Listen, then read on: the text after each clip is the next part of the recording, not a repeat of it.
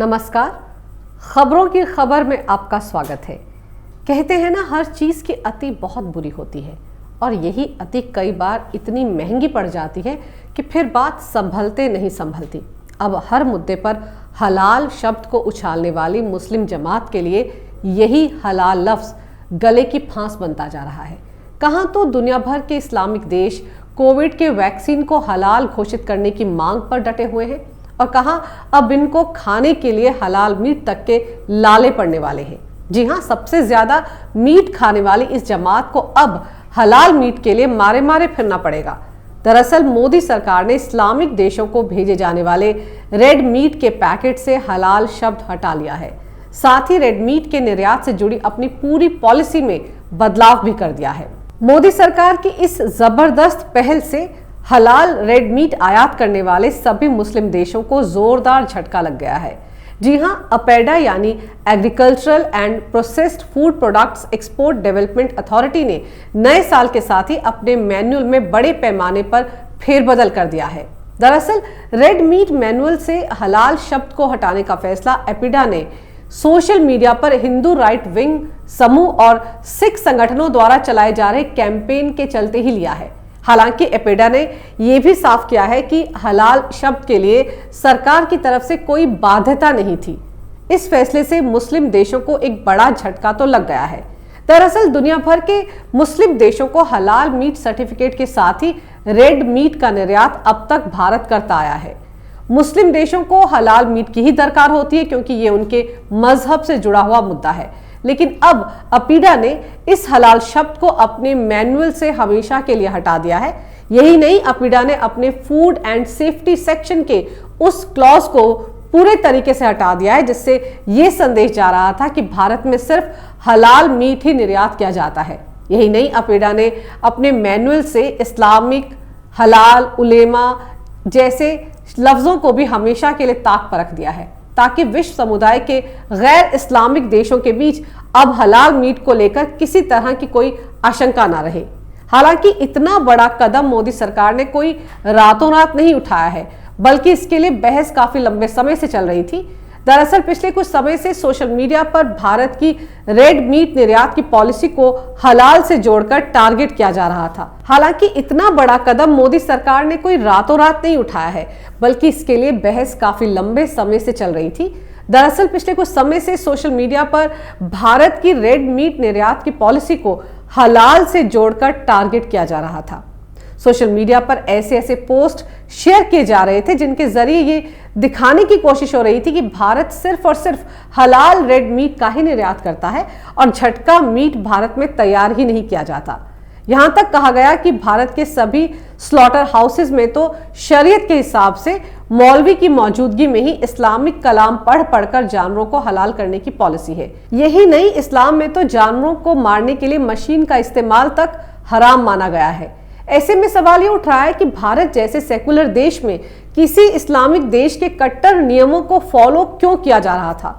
इस तरह के पोस्ट से विश्व समुदाय में संदेश यही जा रहा था कि अपेडा इस्लामिक देशों को हलाल रेड मीट का निर्यात करके झटका मीट खाने वाले समुदाय के लोगों के साथ अन्याय कर रहा है। और कहीं ना कहीं सोशल मीडिया पर चल रही इस बहस से भारत के हिंदू विरोधी, सिख विरोधी और ईसाई विरोधी होने का प्रोपेगेंडा जोर पकड़ने लगा था। भारत की सेकुलर छवि को भी इस तरह के प्रोपेगेंडे से काफी नुकसान पहुंच रहा था। ऐसा लग रहा था कि सेकुलर भारत मीट के कारोबार के लिए इस्लामिक देशों की कट्टरता के आगे झुक गया है। ऐसा लग रहा था कि सेकुलर भारत मीट के कारोबार के लिए इस्लामिक देशों की कट्टरता के आगे झुक गया है और इस्लाम के हिसाब से कट्टर तौर तरीकों को अपनाकर बाकी धर्मों को नजरअंदाज कर रहा है।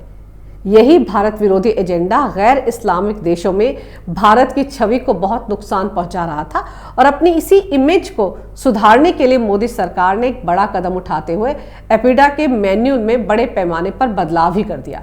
एपिडा ने बाकायदा सोशल मीडिया पर इस तरह की भ्रामक पोस्ट का जवाब भी दिया था कि भारत में सिर्फ हलाल मीट निर्यात करने की कोई पॉलिसी नहीं है।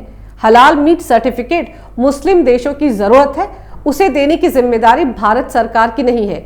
उस सर्टिफिकेट के लिए मुस्लिम देश हलाल मीट सर्टिफिकेशन एजेंसी के साथ सीधे संपर्क में होते हैं, उसका भारत सरकार से कोई लेना देना नहीं है। लेकिन ये भी सच है कि अपीडा का मैनुअल इस तरह का था जिससे लगता था कि भारत सरकार मुस्लिम देशों को हलाल रेड मीट का निर्यात करने के मकसद से हलाल मीट को बढ़ावा देकर बाकी धर्मों की भावनाओं के साथ खिलवाड़ कर रही थी। इस मिथ को तोड़ना भी मोदी सरकार के लिए एक बड़ी चुनौती बन गया था। दरअसल हलाल और झटका की बहस कोई नई बात नहीं है। ये मुद्दा काफी लंबे समय से उठता रहा है, लेकिन अब हलाल शब्द को लेकर हो रहे हंगामे के बीच भारत में भी लोगों के बीच काफी विरोध देखने को मिल रहा है। अभी हाल ही में दक्षिण दिल्ली म्युनिसिपल कॉरपोरेशन की सिविक बॉडी ने एक प्रस्ताव पास करके अपने इलाके में आने वाले होटल्स और रेस्तरां के लिए ये जरूरी कर दिया है कि वो अब हलाल या झटका बोर्ड टांग कर रखें। अपने ग्राहकों को बताएं कि उनके यहाँ परोसे जाने वाले चिकन या मटन हलाल है या फिर झटका। इस प्रस्ताव में यह भी लिखा है कि हिंदू और सिख के लिए हलाल मीट खाना वर्जित है। जल्दी इस प्रस्ताव पर मोहर लगने की भी उम्मीद है।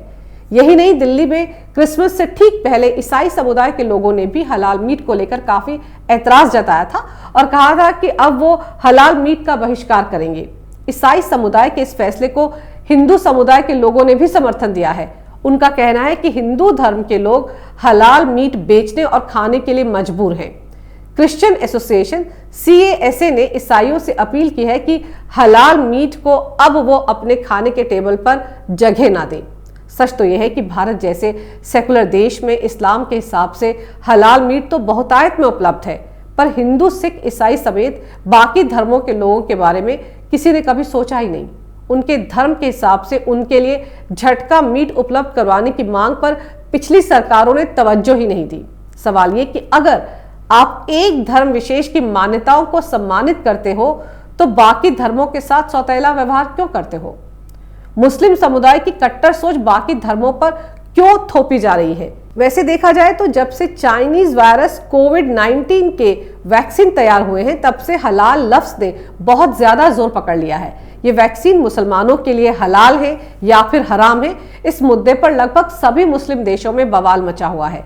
वैक्सीन बनाने वाली कंपनियों से पूछा जा रहा है कि वो बताएं कि इस वैक्सीन में सुअर की चर्बी का इस्तेमाल या फिर सुअर की हड्डी से बनने वाले जिलेटिन का इस्तेमाल हुआ है या नहीं।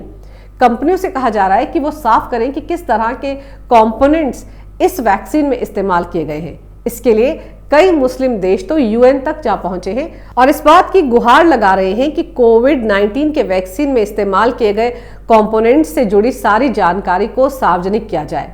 मजेदार तो यह है कि जानलेवा कोरोना से बचने के लिए बड़ी मुश्किल और मशक्कत से ये वैक्सीन वैज्ञानिकों ने इतने कम समय में तैयार किए हैं और अब इन वैक्सीन को हलाल साबित करने की सोशल मीडिया पर अजीबोगरीब बहस चल रही है। ऐसे में जिसे आज तक इस हलाल का मतलब तक पता नहीं, उसके मन में भी ये सवाल उठने लगा है कि आखिर हलाल होता क्या है। खाने पीने का सामान, उस पर हलाल सर्टिफिकेशन, लिपस्टिक से लेकर फेस क्रीम समेत कॉस्मेटिक्स के सारे सामान पर हलाल सर्टिफिकेशन। क्या हलाल का मतलब सिर्फ सुअर की चर्बी का इस्तेमाल नहीं होना है या फिर कुछ और? आखिर हलाल है क्या? समझने वाली बात यह है कि सिर्फ जानवरों को इस्लाम के हिसाब से काटने को ही हलाल नहीं कहा जाता, इसका बहुत गहरा मतलब भी है। जी हाँ, कोई भी खाने की आइटम, फिर चाहे वो 10 रुपए वाला चिप्स का पैकेट ही क्यों ना हो, उस पैकेट को हलाल तभी माना जाता है जब उसकी कमाई से एक हिस्सा ज़कात में दिया जाए और इस बात की तस्दीक करने वाला हलाल सर्टिफिकेशन का ठप्पा उस पैकेट पर लगा हो। अब ज़कात में दिया गया पैसा जिहादी आतंकवाद को पैसा देने के बराबर ही माना जाता है। और ये भी सच है कि इस्लाम में जिहाद गैर मुसलमानों यानी काफिरों के खिलाफ छेड़ी गई जंग को ही माना जाता है। ऐसे में जब तक मुसलमानों को ये भरोसा नहीं होता कि खरीदा गया सामान हलाल सर्टिफिकेशन के साथ है, तब तक वो उसे खुद के लिए हराम ही मानते हैं। और सबसे अहम बात यह है कि ज़कात के नाम पर इकट्ठा किया गया पैसा वाकई ज़कात में ही गया है या फिर जिहाद में इस्तेमाल हो रहा है, इस पहेली को सुलझाना भी बहुत मुश्किल है। ये भी समझने की ज़रूरत है कि जब कोई गैर मुस्लिम हलाल वाला भोजन खरीदता है तो वो उसका एक हिस्सा अपने ही खिलाफ होने जा रही जिहाद को आर्थिक मदद देने में खर्च करता है। इसे वो हलालोनॉमिक्स यानी हलाल का अर्थशास्त्र कहते हैं। हलालोनॉमिक्स का अर्थ है कि आप अपनी सुपारी खुद ही दे रहे हैं। भारत जैसे सेकुलर देश की सेहत और इमेज के लिए इस तरह की सोच को कतई बर्दाश्त नहीं किया जा सकता। वैसे भी भारत कोई इस्लामिक देश नहीं है जहां पर बड़े पैमाने पर इस्लामिक नियम कायदों को तवज्जो दी जाए, लेकिन क्या करें, अब तक यहां तथाकथित सेकुलरिज्म के नाम पर मुस्लिम तुष्टिकरण की नीति को ही सालों से अपनाया जाता रहा है। कांग्रेस की सरकार में तो तुष्टिकरण चरम पर था। यूपीए के कार्यकाल में तो उस वक्त के प्रधानमंत्री डॉक्टर मनमोहन सिंह ये कहते थे कि देश के संसाधनों पर सबसे ज्यादा हक मुसलमानों का ही है। लेकिन अब सरकार बदली है, नजरिया बदल गया है, फिर लोगों की सोच भी बदलने लगी है। अब तुष्टिकरण नहीं बल्कि सही फैसले लिए जा रहे हैं और यही वजह है कि मोदी सरकार के फैसलों के खिलाफ अवार्ड वापसी गैंग हमेशा हो हल्ला मचाने के लिए तैयार खड़ा रहता है। लुटियन गैंग के माथे पर पसीना आने लगता है। रात भर जाग जाग कर मोदी सरकार के फैसलों के खिलाफ प्रोपेगेंडा चलाने की प्लानिंग की जाती है, चाहे सीएए का मसला हो या फिर अभी हाल ही का कृषि कानून का आंदोलन हो। हर जगह विरोध करने का बिना सिर पैर का तरीका ढूंढ लिया जाता है। खान मार्केट गैंग तो वेस्टर्न मीडिया में देश को बदनाम करने की हर जुगत में जुट जाता है और फिर यही जमात भारत को असहिष्णु, फासिस्ट और ना जाने क्या क्या कहकर बदनाम करने की कोशिश में लग जाती है। ओपीडा के इस फैसले पर भी अब जल्द ही सूडो सेकुलर जमात की नींद खुलने वाली है। हंगामा तो होगा ही, मोदी सरकार को फिर टारगेट करने की कोशिश भी होगी, लेकिन देश की सेकुलर छवि को बरकरार रखने वाले सही फैसले पर तो अब मोहर लग चुकी है। अगर आपको मेरा ये वीडियो अच्छा लगे तो कृपया इसे लाइक करें, शेयर करें और हमारे चैनल को सब्सक्राइब जरूर करें। देखते रहिए कैपिटल टीवी। अगर आपको हमारा वीडियो पसंद आया हो तो इसे लाइक करें, हमारे चैनल को सब्सक्राइब करें और हाँ, बेल आइकन दबाना ना भूलें ताकि आप तक हमारे वीडियो की नोटिफिकेशन पहुंचती रहे। आप अपना सुझाव हमें कमेंट बॉक्स में दे सकते हैं। हमारे साथ जुड़ने के लिए शुक्रिया।